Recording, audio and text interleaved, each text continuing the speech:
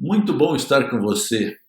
Agora, para nós discutirmos a pesquisa do Banco Central, Boletim Focus, de 6 de setembro de 2019. Não é? Então, vamos a essa pesquisa.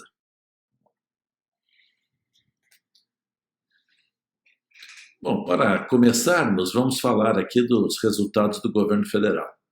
Nessa pesquisa, dessa semana agora de 6 de setembro de 2019, nós continuamos, em termos do governo federal, a ter resultado primário perspectivo negativo até 2021. Mas observe que o resultado primário negativo de 2021, pela expectativa do mercado, já começa a zerar. E 2022 já foi zerado. Ou seja, isto já é um sinal do mercado, das ações que o governo vem fazendo, no sentido de fazer uma adequação do seu fluxo de caixa. No entanto, o resultado nominal, ou seja, o descontado pagamento de juros, nós temos números ainda expressivos, começando este ano 2019 acima de 6% do PIB. É um número muito expressivo e que quebra um país. Então, este é um outro ponto que precisa ser resolvido, ou seja, esse gasto de juros precisa ser resolvido, porque ele vai sendo coberto pelo aumento da dívida e que pode, em anos seguintes, pós-2022, chegar a uma nova crise em função da não possibilidade de giro dessa dívida no mercado financeiro. Vamos lá. Então, aqui vocês têm a evolução do resultado primário, ou seja, toda a receita menos toda a despesa do governo federal, exceto juros, de 1997 até a previsão de 2022. Então, observe-se que por aqui, o governo anterior quebrou o país e nós só vamos sair desse déficit em 2022, que está zerado. Veja a evolução de juros nominais efetuada após 2014. Esse absurdo que foi feito já no ano 2014, meados de 2014. Então, isto aqui gerou um problema muito sério para o país, que é o que nós estamos vivenciando hoje. E aí, como resultado nominal, ou seja, depois de deduzido os juros, resultado final, nós temos esse número assustador aqui de 2015 para cá. Então, é isso que agora precisa ser coberto. De um primeiro lado, o governo está tentando acertar o seu resultado primário e, no segundo, resolver o problema dos juros que estão sendo pagos, esses juros através de redução mais forte da própria Selic. E a dívida, nós estamos falando aí em algo como 2022, 2023, ela alcançando o seu pico, o que poderá provocar um problema sério lá na frente, pelo não giro desta dívida e a necessidade do governo de emissão de dinheiro, emissão monetária para a cobertura desse seu resultado final negativo. Isto poderia implicar, lá em 22, 23, numa taxa de inflação bastante elevada, mantidas as condições atuais, inclusive previstas. Agora, olhando os dados pelo lado da inflação, preços administrados da própria taxa Selic, nós temos um crescimento este ano ainda do IGPM, acima de 5%, quase 5,5%, principalmente por preços básicos, principalmente minerais, e com redução nos anos seguintes. Então, temos uma perspectiva de inflação abaixo de 4% para os próximos anos. Vejam, isto não é normal para o Brasil. Nós temos um controle pleno aqui em termos de expectativas da taxa de inflação. Esta taxa de inflação abaixo de 4% vai fomentar as empresas a buscarem processos de maior produtividade, porque você não vai conseguir passar via preço a improdutividade que tiver no âmbito interno. Então vamos. Aqui você tem, desde 2013 até a projeção de 2022, a expectativa, e observe que a expectativa agora, após 2019, é de uma expectativa de taxa baixa de inflação em termos de IPCA. Em termos de IGPM, a mesma coisa em termos de futuro previsto, abaixo de 4%. Preços administrados, a mesma coisa, preços baixos. Então, estamos entrando em um novo momento da economia brasileira em termos de inflação prevista. E a taxa de juros, aí de 5%, 6% ao ano, daqui para frente, já havendo expectativas de mercado de projeção abaixo dos 5%. No tocante à evolução do PIB e produção industrial, este ano ainda, 2019, nós estamos falando de uma recuperação lenta do PIB para o segundo semestre.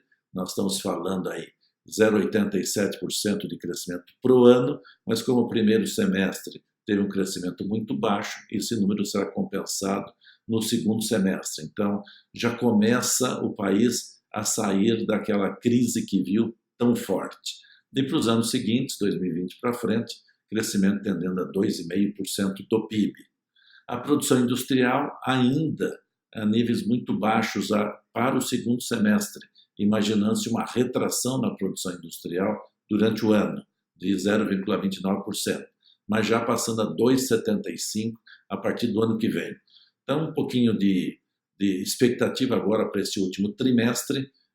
Isto existem boas expectativas, não tão elevadas, mas boas expectativas saindo do zero. Então, o segundo semestre tende a ser ainda um semestre de marasmo, mas tendendo a sair da crise, tanto do PIB quanto da produção industrial. Veja esse gráfico, a taxa de crescimento do PIB, a crise que nós tivemos, 2015 e 2016, e agora a retomada desse processo. Não se esqueça que a crise foi muito forte, foi uma incompetência de gestão pública demonstrada, e que agora há a recuperação. Só que muitas empresas quebraram nesse período e não rapidamente se consegue fazer a recuperação com novas empresas. A produção industrial, a mesma coisa, uma crise da indústria brasileira e que agora começa a sair, então, do marasmo que se encontrava, mas mais especificamente a partir de 2020. PIB serviços também saindo da crise, mas já com crescimento de 0,5% ano, agora já para os períodos seguintes. E índice de confiança do consumidor voltando a ficar mais positivo, o que anima mais o mercado. O índice de comércio, a mesma coisa, voltando a crescer. A taxa de desemprego em queda, ainda pequena, mas em queda.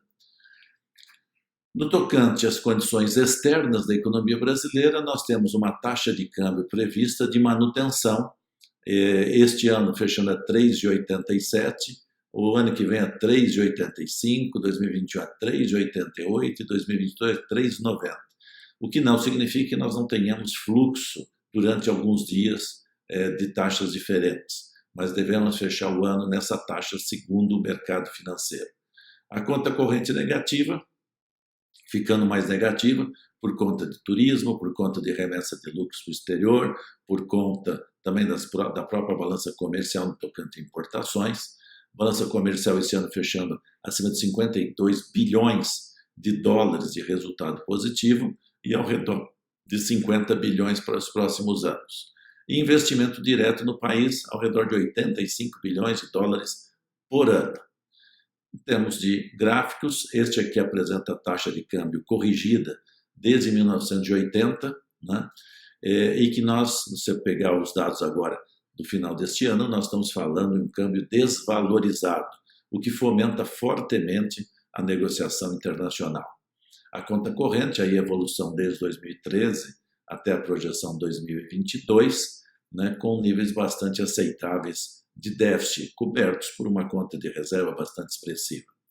Exportações e importações, ambos crescendo, demonstrando aí o fluxo do comércio exterior brasileiro.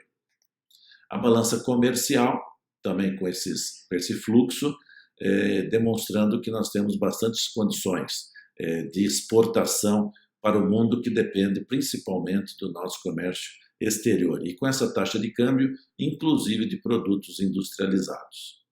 O investimento direto no país é um novo momento. Veja por esse gráfico que 2019 mostra um novo grupamento de expectativas para esse país. Nós saímos agora, 2010, 2018, da faixa de 40, 50 bilhões de dólares, indo para 85, quem sabe a 100 bilhões de dólares por ano de investimento no Brasil. O investidor estrangeiro descobriu o Brasil. Bem, em resumo, nós temos uma situação fiscal do governo federal com déficit primário, déficit nominal, expansão da dívida, mas em projeções a cada semana melhores.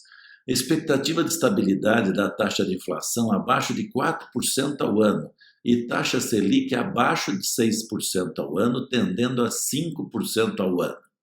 Expectativa de expansão do PIB já a partir desse segundo semestre, principalmente nas atividades não industriais, já que a atividade industrial ainda prevê uma pequena retração para este ano. Expectativa de expansão do comércio exterior e forte crescimento dos investimentos diretos no país. Ou seja, estamos em um momento de início de um novo ciclo de crescimento do país. Meu muito obrigado.